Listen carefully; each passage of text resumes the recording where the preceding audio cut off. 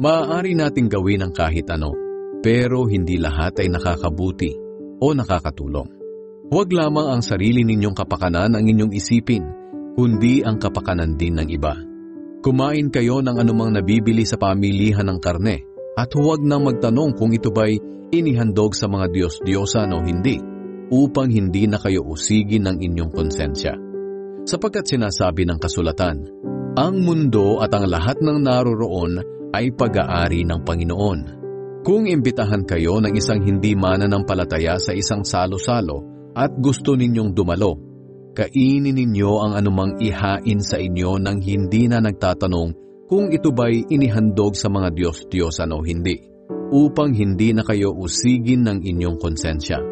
Ngunit kung sinabihan kayo na ang pagkain ay inihandog sa mga Diyos-Diyosan, huwag na kayong kumain, alang-alang sa nagsabi nito sa inyo, upang walang mabalis ang konsensya. Hindi ang inyong konsensya ang ibig kong tukuyin, kundi ang konsensya ng inyong kapwa. Maaaring sabihin ng iba sa inyo, bakit ko hahadlangan ang gusto ko dahil lang sa konsensya ng iba?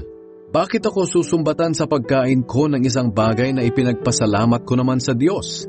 Ito ang maisasagot ko riyan. Ano man ang inyong gawin, kumain man o uminom, gawin ninyo ang lahat sa ikapupuri ng Diyos.